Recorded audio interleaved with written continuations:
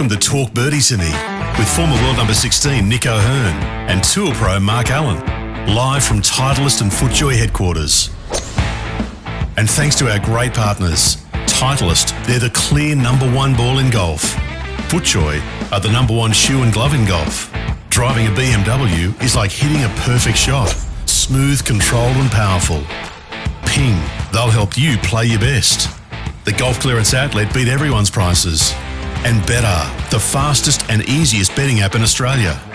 Now, from Titleist and FootJoy headquarters, it's time for Talk Birdie-Tome. G'day everybody, welcome to the program. This is a feedback podcast on Talk Birdie-Tome. Dan, over to you. Okay, where do we start? We've got a whole bunch here. We might start with this one here from Dave. G'day boys, been watching a bit of the ladies golf lately and I'm amazed how quickly they putt compared to the men. They just get on with it. The men circle the green, they straddle the line both ways, they stop to check whatever they're checking, then go through the process of lining up the line on the ball on the intended line. Lee Trevino once said, if you're going to miss it quick. Thanks. Love the show, Dave. Well, that's interesting. I must be watching the wrong women's event. I'm with you, Nick. Because they do, because actually, you know, there has been a bit on tour lately about how slow the women are. That's right. As opposed to some of the men, although I think they're both basically They're very both slow. Yeah, they're both slow. Maybe he's watching Nelly Quarter putt. I don't know, because she's actually probably one of the faster players out there. So. Well, it's funny, isn't it? Because sometimes, you know, if you watch a PGA Tour event and let's say Keegan Bradley's in the lead, then that can really suck the life out of a broadcast.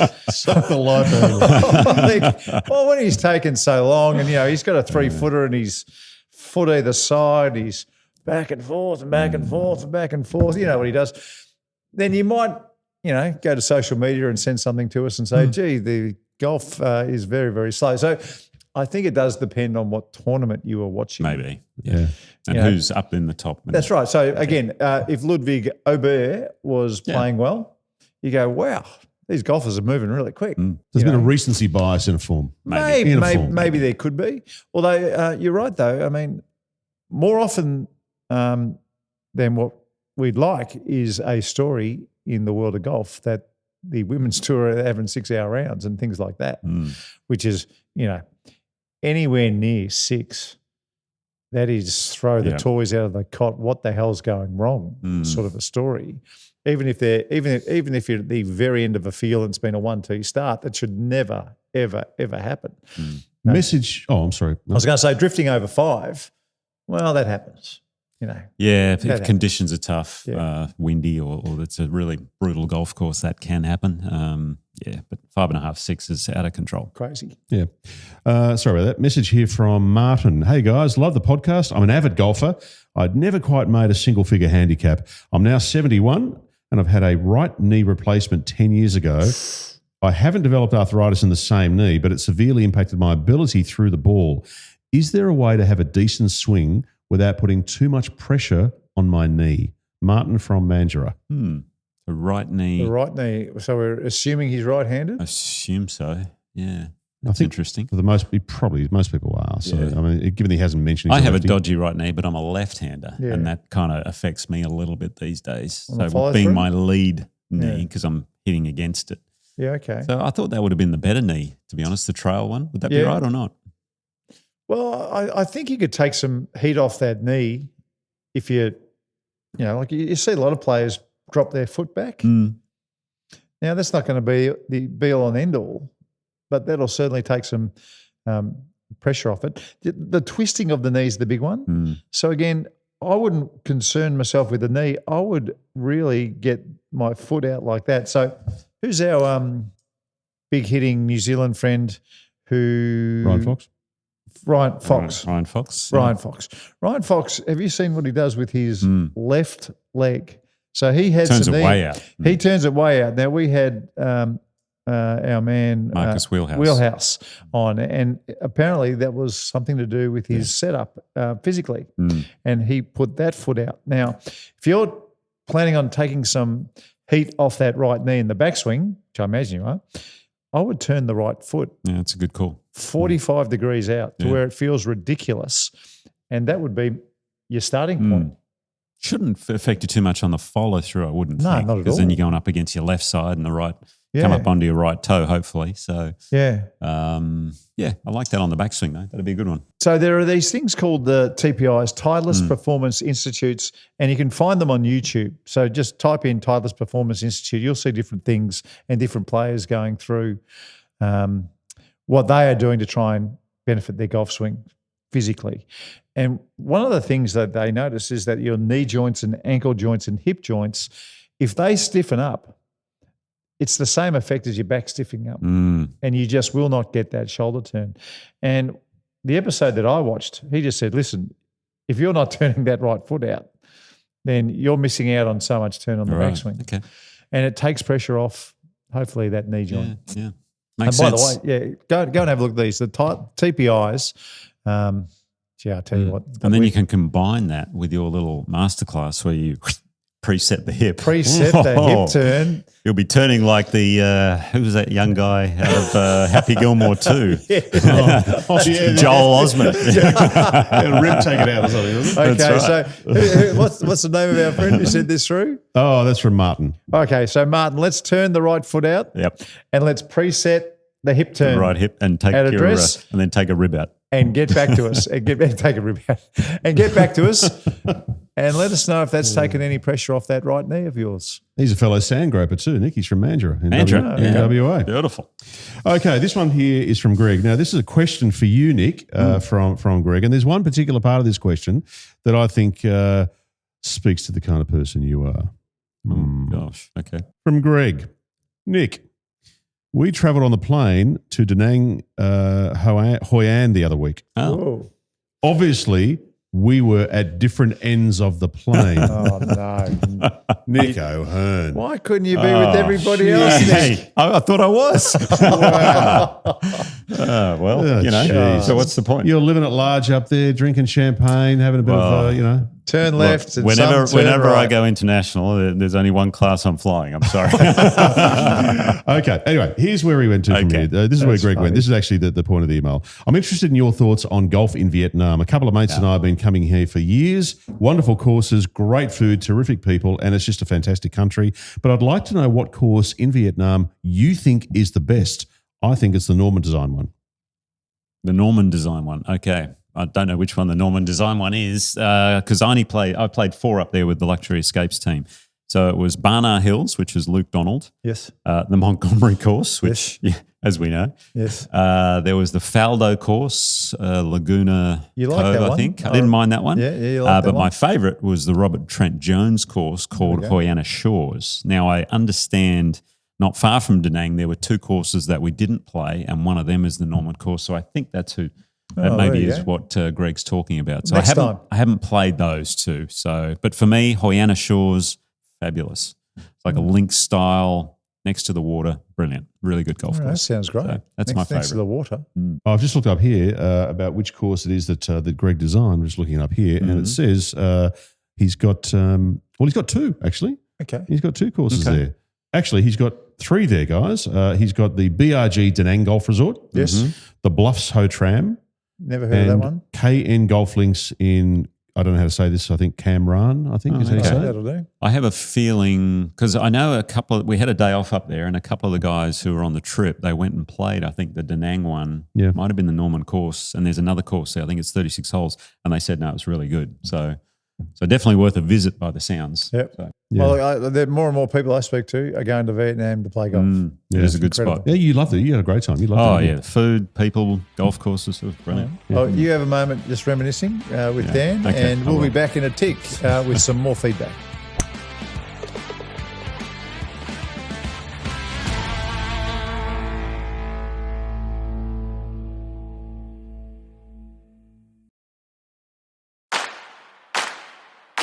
From Titleist and FootJoy headquarters, this is Talk Birdie-Simi.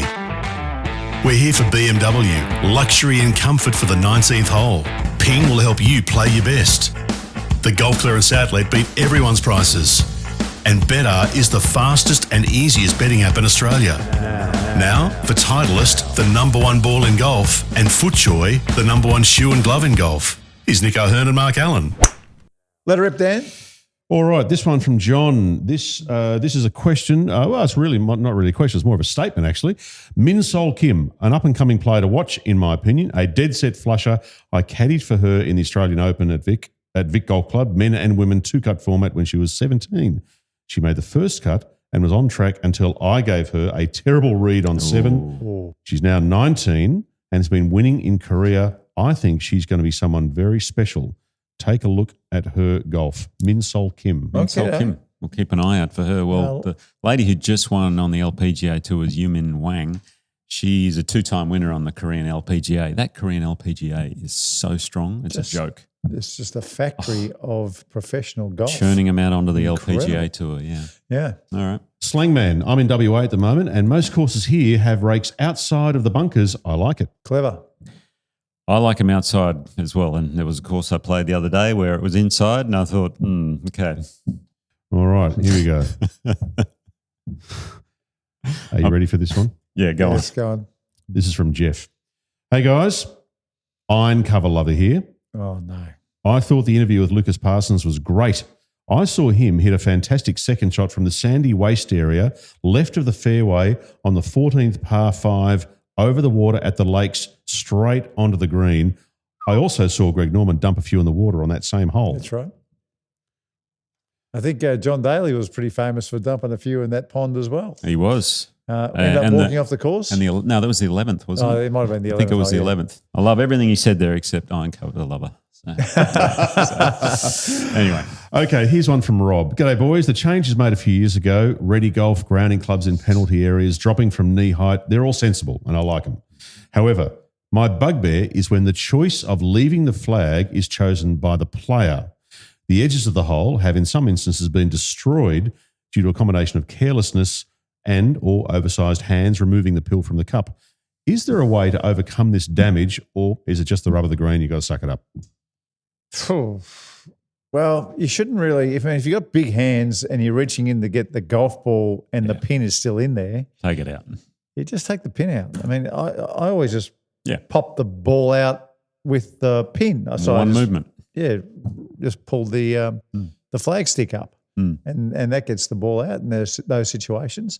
But you know, I think these days, I don't mind putting from a distance with the pin in. I think it's really handy, actually. I've had too many times short putts, 3 or 4 footers, where I've tried to jam them in, take the break out and it hits the pin and bounces out. That's I'm exactly right. Oh, I'm not going to do that. So I always take the pin out when I'm close. That's right. So I think the etiquette with the new rule about the flag stick staying in is once it's out, it's out. Mm-hmm. It's as simple as that. So you might have a long putt from 60 feet and I'll say, leave it in, please. Bang. Nick, what do you want? No, I'll have it in too. I'm from 40 feet. Yep. And then Fred might go, no, out for me. Yep. Once it's out, it's out. Yep. And that is it. And then at the end, you put it back in. But none of this, I like it in for my 6-footers. None of that stuff. Yeah. Once it's out, well, those people probably use iron covers as well. So it's out. End of story. All right, we might wrap up on this one here. This comes from Craig. This is fun. I think this is a good one. Hey guys, listening to Nick's story about Thomas Bjorn irking him with mention of his quad reminded me of meeting Nick about 20 years ago when I was working in the Mount Lawley area. Oh, okay. Nick was, of course, courteous and gracious with his time, despite me mentioning having viewed the 8 he took on a par 4 while leading the Vines Classic alongside the eventual winner, Michael Campbell. Oh, no. That one hurt. What hole was it? I was leading going into the final round. Yeah. We were on the Ellenbrook 9. Yes. Because we played Ellenbrook Lakes back in the day. Yeah. Let me think. 1, 2, it was like 5 or 6, something like that. And I'm playing beautifully up until that point. Hit one in the right-hand fairway bunker. Yes. It's like a dogleg around to the left. And I got greedy. I thought, I can hook a 9-iron around here. And? Right? And it's hit the tree up in front of me, gone way left into the jungle. Yeah. And then I hit it into the front fairway bunker, but I had a greenside bunker, but it was like a 40-metre greenside bunker shot. Yeah. Thinned it straight over the back. Oh, you know what I was most proud of? My 12-foot attempt for triple. I hit that putt exactly where I wanted. Right. I was like, Man, that was a good putt for triple. Yeah, and I walk off at an 8. Basically, and Cambo, I mean, when Cambo gets going, because at that point we were kind of neck and neck, and then all of a sudden he had a 3-shot lead. He shot 64 that day, and it was just lights out. I think I shot 1 under or square with a quad, so it was a tough. It was a tough. Bad with the quad. Hard to beat a 64. As you can tell, I'm completely over it. Yeah. Well, and our wolfpacker Craig was there and he saw it happen. Wow. So Craig goes on to say this: it did give me the opportunity to head off and watch the Shark playing alongside some kid they pulled out as a last-minute injury replacement. I think his name was Adam Scott. Oh, Jeez. there you go. Anyway, apologies, Nick, if I've irked you like Thomas Bjorn did. But I wondered if you had any memories of that hole. You just shared one, of course. You might have a couple of others, which for someone famed for their mental resilience could only be described as a brain fade. It was. It was just like, oh, my gosh. Yeah.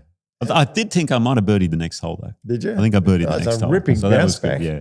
So Craig finishes on this. Any causes and learned experiences from that situation that allowed you to move on? And just in case any other listeners don't know, go on to beat Tiger not once but twice in match play. Is it true? Did that actually happen? The way, you know what? The one thing I really learned from that one shot was, yes, every now and then I'm in a fairway bunker, I can hit a fade or a draw, but you don't want to try and hit a hook or a slice. And I was trying to hook a shot out of a fairway bunker.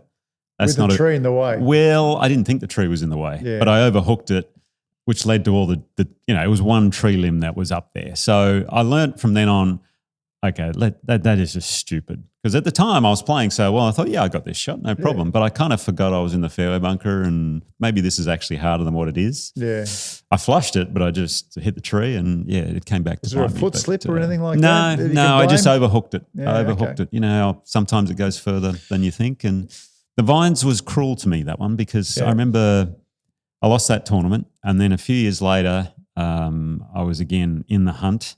And they'd switched nines. They were playing the other 9 and one of the lakes. And then, anyway, I birdied the last hole to get into the lead.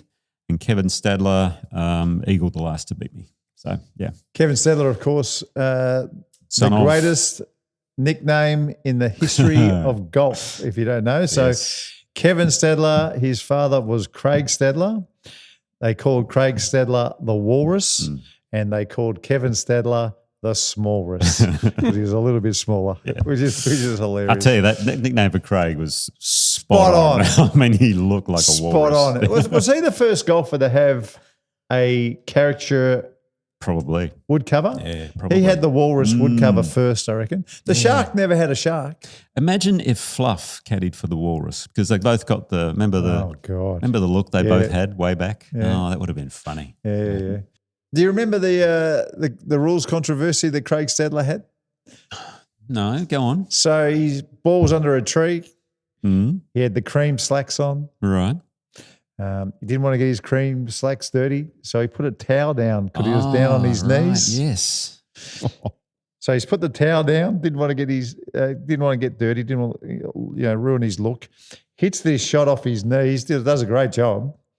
And gets in afterwards. And back in the day when people used to call in for rules, he had adjusted the lie. Yeah, he built a stance. He's built a stance. Yeah, that's you're right. He's built a stance. Yeah. So building a stance or adjusting your lie, you're not allowed to do that. No. And ever since, I mean, I just know that is the Craig Stadler rule, the walrus rule. Similar thing happened with the bag next to the ball to block the wind. When was that? Was that Mike Harwood? Mike Harwood, 7th hole, Royal Melbourne Composite.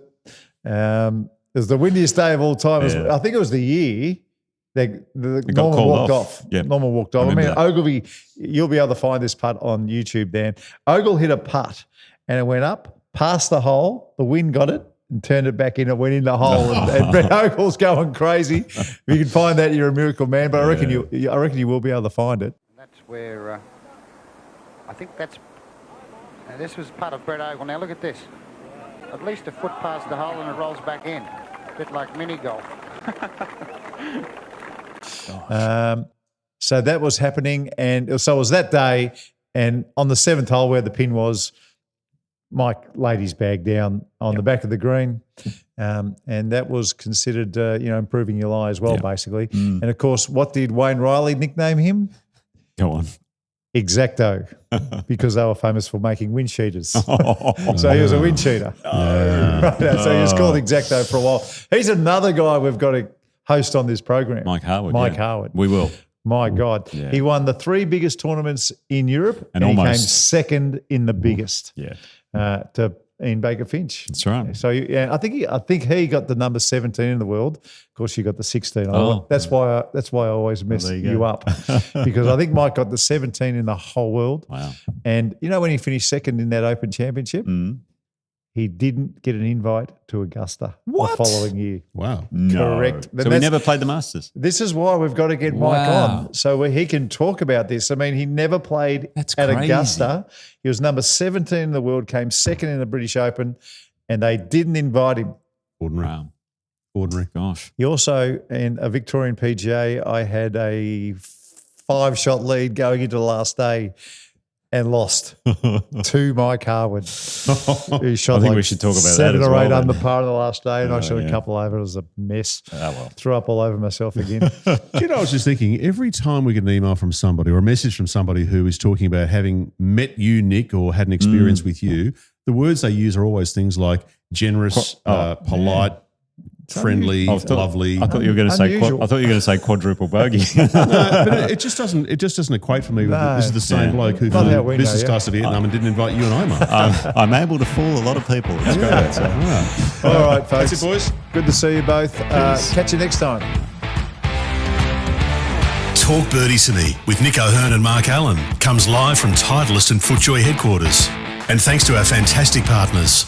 Titleist is the clear #1 ball in golf. FootJoy, the #1 shoe and glove in golf. BMW, luxury and comfort for the 19th hole. Ping, they'll help you play your best. Better, the fastest and easiest betting app in Australia. And the Golf Clearance Outlet, who beat everyone's prices. Wherever you listen or watch, we'd love you to subscribe and maybe leave a review. Talk Birdie to Me's executive producer is Dan Bradley at Kaizen Media, with sound design by Daryl Misson at loudzebra.com. And now from Titleist and FootJoy headquarters, that's been Talk Birdie to Me.